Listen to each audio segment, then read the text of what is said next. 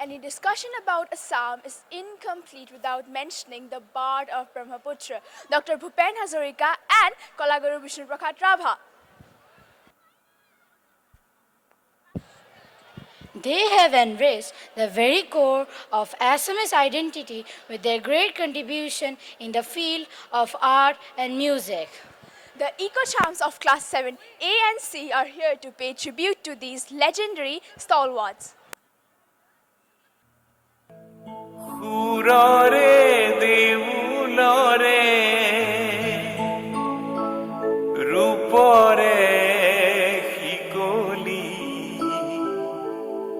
bhangi dili khuli duar honoali pujari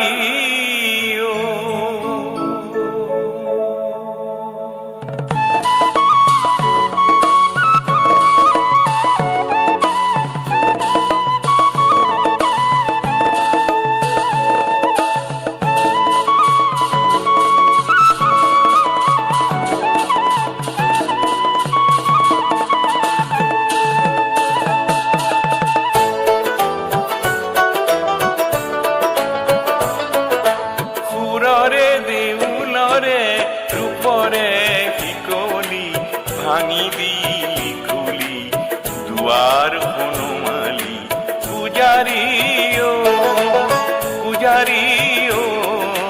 সুন্দর পূজারি সুন্দর পূজারি সুন্দর পূজারি ও পুররে দেউলরে রূপরে হিকলি ভাঙি দিলি খুলি দুয়ার হনুমালি পূজারি ও সুন্দর পূজারি সুন্দর পূজারি সুন্দর পূজারি ও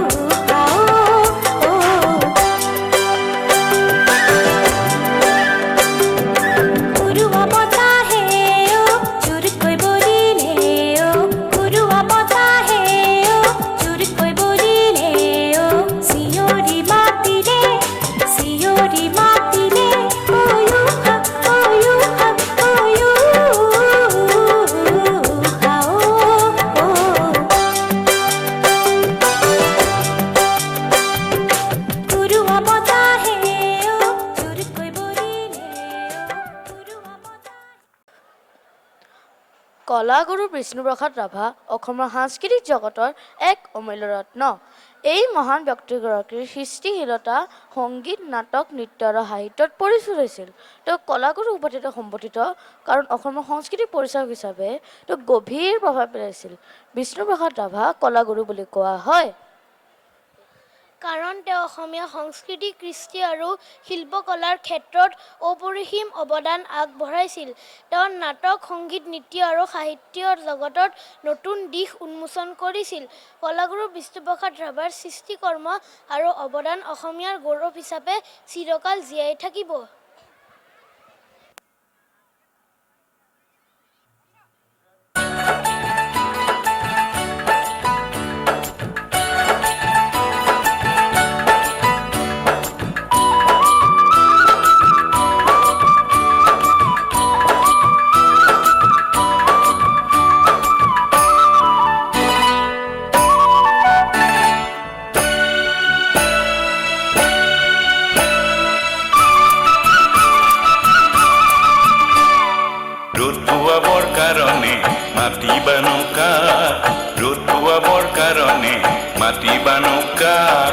ওলাই দেখোন আহিলি ৰন্ধুইৰে ইয়াত লগে লগে লৰি আহিল সেউতিহঁতৰ মাত পাৰ বগাই নামি আহিল ডালিমিৰে ইয়াত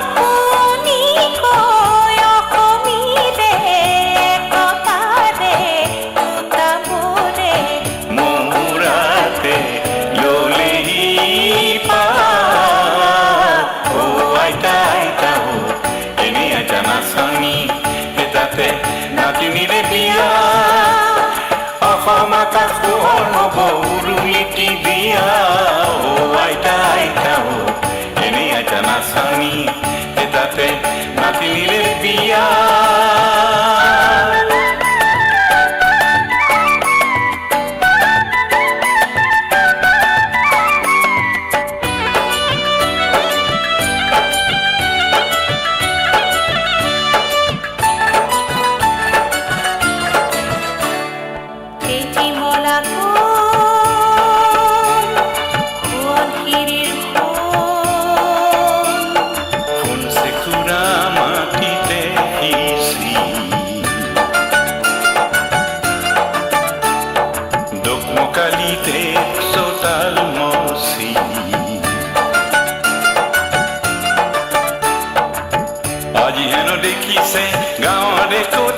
তলিত পোহৰ শিশুৰ কোমল হাঁহিত নতুন দিনৰ ধুনীয়া সপোন চেৰেকীত কৈ চৰিছে যে আইতাৰ হেঁপাহ চেৰেকীত কৈ চৰিছে যে আইতাৰ হেঁপাহ ৰ'দ পোৱাবৰ কাৰণে মাটি বানুকা ৰ'দ পোৱাবৰ কাৰণে মাটি বানুকা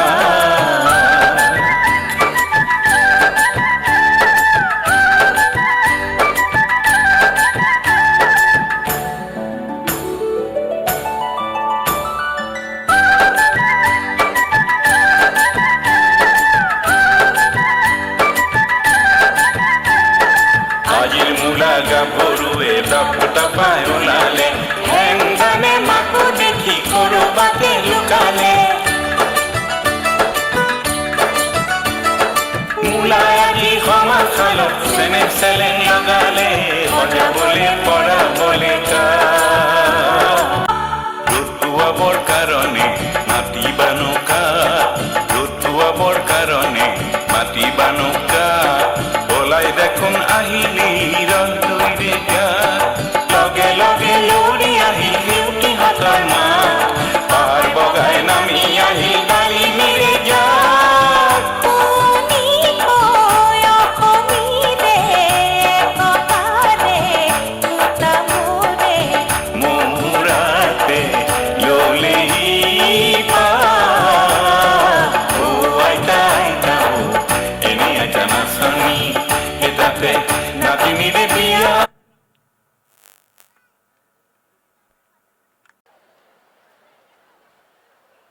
Moving ahead in our journey into the world of folk and traditional music, how can we not expect the tunes of Tal and Peppa along the way? The Eco Champs of Class 7B, followed by 7D, are now on stage to enchant us with their colorful performances.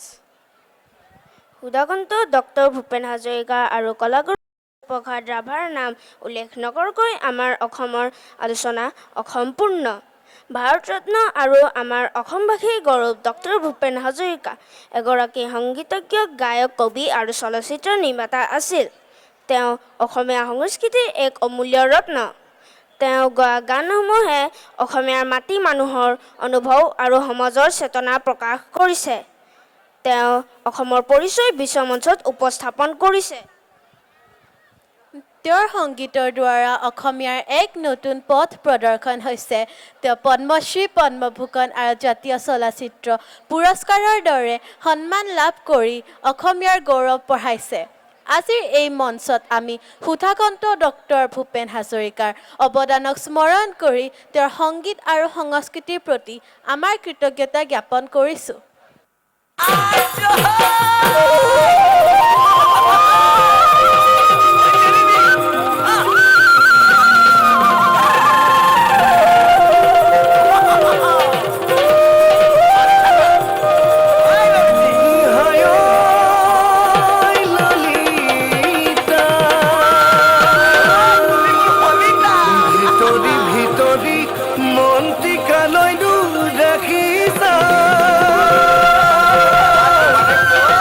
Sabal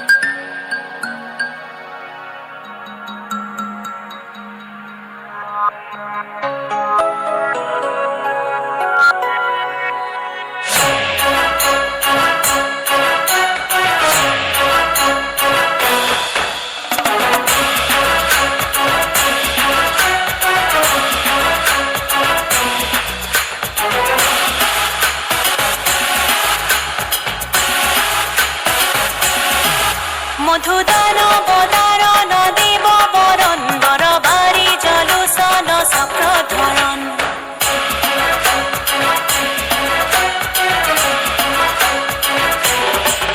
মধুদান বদাৰণ দেব বৰণ বৰবাৰি জলুসন চক্ৰধৰণ